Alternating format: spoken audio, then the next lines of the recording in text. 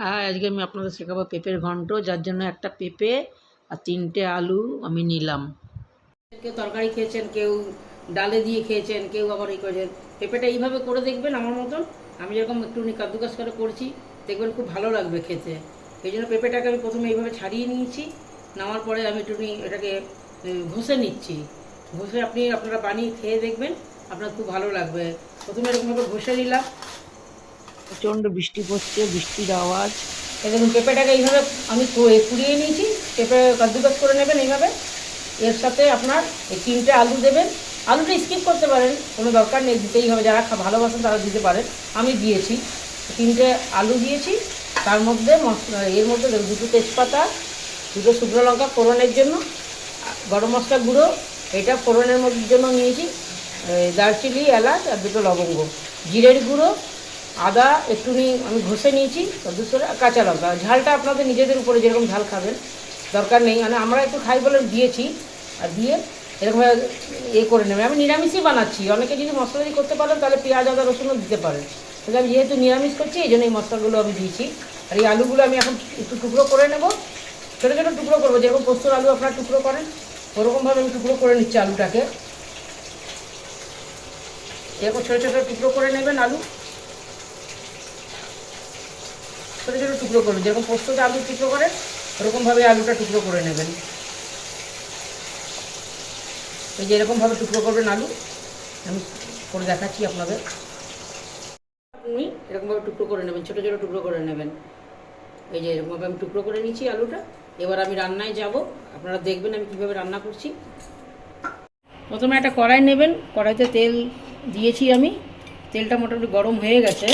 এরপর আমি ওর মধ্যে দিলাম একটু জিরে গুঁড়ো, গোটা জিরে, তেজপাতা, শুকনো লঙ্কা,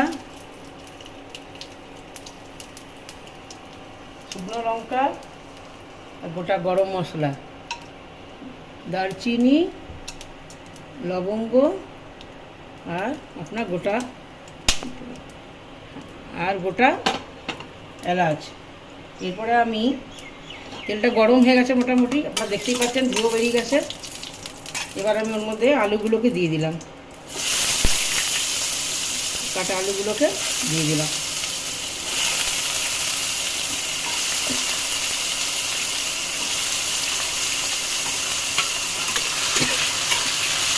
আলুগুলো একটু নাড়াচাড়া করবো, একটু ভাজা ভাজা হবে আর কি, একটু ভাজার জন্য আমি ফ্রাই করছি। তারপরে একটু আমি ঢেকে দিচ্ছি যাতে এটা সেদ্ধ হয়ে যায় তাড়াতাড়ি। এই গুঁড়োটা আদাটা আমি একটুখানি গুলে রেখে দিচ্ছি। এর মধ্যে একটুখানি হলুদ দেবো, মশলাটাকে আমি একটুখানি গুলে রেখে দিলাম, তাহলে একটুখানি মানে সুবিধা হয় আর কিছু না। আপনারা এগুলো ডাইরেক্টও দিতে পারেন। এটা একটুখানি গুলে রেখে দিলাম। আলুটাকে আরেকবার আমি দেখবো, মনে হয় ফ্রাই হয়ে গেছে। আপনারা দেখতেই পাচ্ছেন একটু লাল লাল হয়ে এসছে, ফ্রাই হয়ে এসছে। এবার আমি যে গুলে রেখেছি মশলাটা, এই মশলাটাকে আমি এর মধ্যে দিয়ে দিচ্ছি। একদম সিম্পল রান্না, কোনো মশলা নাই, কিছু নেই, একদম হালকা রান্না, আপনারা সহজেই করে নিতে পারবেন এটাকে। এই মশলাগুলা এই বাটিটা একটুখানি ধুয়ে অল্প একটুখানি জল দিয়ে দিলাম ওর মধ্যে, আর একটু ঢেকে দিলাম।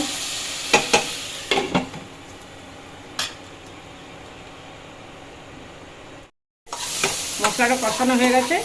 এরপর আমি 2টো লঙ্কা, কাঁচা লঙ্কার মধ্যে দিয়ে দিচ্ছি, আর একটু টমেটো কুচোনো, এটা আপনাদের বলতে আমি ভুলে গেছিলাম, একটু টমেটো কুচোনো। নিরামিষি রান্না তো একটু টমেটো দিয়ে করলে কি টেস্ট হয়, এই জন্যই দিতেও পারেন, নাও দিতে পারেন, ওটা আপনাদের অপশন। এই টমেটো কুচোনো দিলাম। মোটামুটি আমার মশলাটা রেডি হয়ে গেছে। এর উপরে আমি ওই যে পেঁপে যে কুচিয়ে রেখেছিলাম, কোরানো পেঁপেটা, ওটা আমি দিয়ে দিচ্ছি। এটা আমি দিয়ে দিচ্ছি।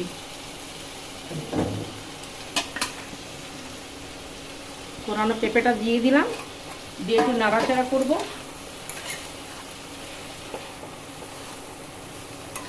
নাড়াচাড়া করছি।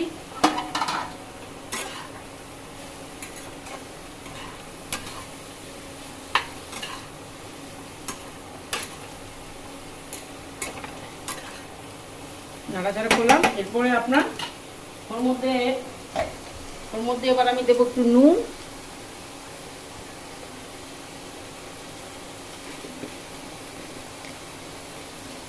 একটু নুন দিচ্ছি।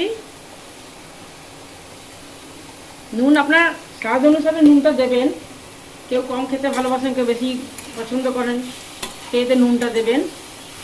আর অল্প একটু আমি দিচ্ছি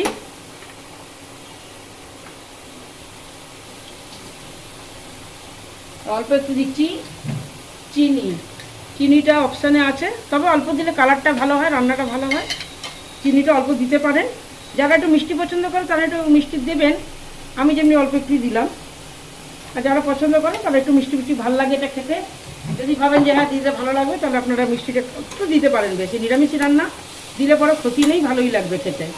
এবার এটাকে আমি সিম করে ঢেকে দেবো। এই সিমেই ওটা সেদ্ধ হবে আপনার। সিম করে ঢেকে দিলাম, তারপরে একটু সিমের জন্য রেখে দিলাম 5 মিনিট, একটু সিমে থাকুক। তারপরে আমি এটা ঢাকনাটা খুলবো। ঢাকনাটা খুলছি, খুলে দেখি এটা কতদূর হয়েছে। একটু নেড়ে দিলাম, হয়ে এসছে প্রায়। দেখুন আপনারা কি সুন্দর একটা রং এসছে, কালার। আপনারা দেখে নেবেন আলুটাকে সেদ্ধ হয়েছে কিনা। আলুটা সেদ্ধ হয়ে গেলে এটা আরেকটু মজবে, একদম মাখা মাখা টাইপের হবে, আরেকটু হবে এটা।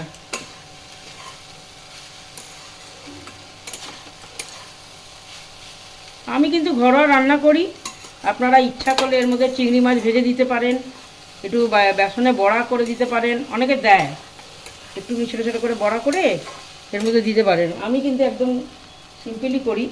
আমার বাইরের মশলা করি, ইউজ করি না তা না, কিন্তু বেশিরভাগ আমি ঘরোয়া মশলা দিয়েই রান্না করি।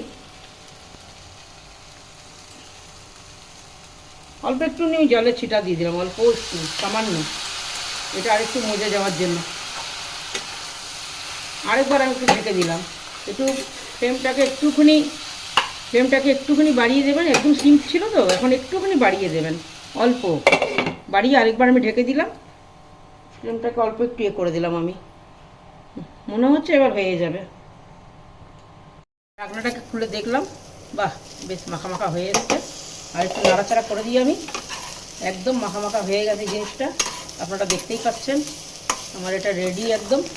এই জিনিসটা একটা মজা কি জানেন, অনেকে পেঁপে খেতে পছন্দ করে না, যেমনি আমার ঘরে আমার ছেলে বউ এরাও এমনি পেঁপে রান্না ভালোবাসে না, তরকারি। এইটা যদি করে দিয়েছি না, এটাকে একদম চেটে পুটে খাবে। তারপরে কি বলুন তো, এটাকে আপনি পরোটার সাথে, রুটির সাথে খেতে পারেন, বা যেমনি আলু পরোটা বানান না ওরকম খেতে পারেন। আচ্ছা, এরপরে আমি একটু গরম মশলা গুঁড়ো এর উপর থেকে দিয়ে দিলাম, গরম মশলা গুঁড়ো দিলাম, আর একটু ঘি ছিটিয়ে দিলাম, একটু ঘি দিয়ে দিলাম, ব্যাস আমার রেডি। এটাকে পেঁপে ঘন্ট বলে। এটাকে যদি আপনারা বাচ্চাদের করে খাওয়াবেন, বাচ্চারা তো বুঝতেও পারে না কি জিনিস। আমি তো প্রথম করে দিতাম, আমার ছেলে তো বুঝতেই পারতো না এটা কি। ও তো পেঁপে দেখলেই রেগে যেত, পেঁপে খাবো না। এবার আমি গ্যাসটাকে বন্ধ করে দিলাম, এটাকে বলে একটু নামিয়ে নিলাম আমি, আমার রেডি। আমার পেঁপে ঘন্ট রেডি। এবার আপনারা তৈরি করে খাওয়ান। এটা পরোটার সাথে ভাল লাগে, রুটির সাথেও ভাল লাগে। তারপরে আলু পরোটা করলে অনেক আলু ভরে করে না, এটাকে ভরেও যদি করেন আপনাদের খুব ভালো লাগবে খেয়ে। দেখবেন ভিডিওটা যদি ভালো লাগে লাইক আর শেয়ার করে দিবেন। Thank you.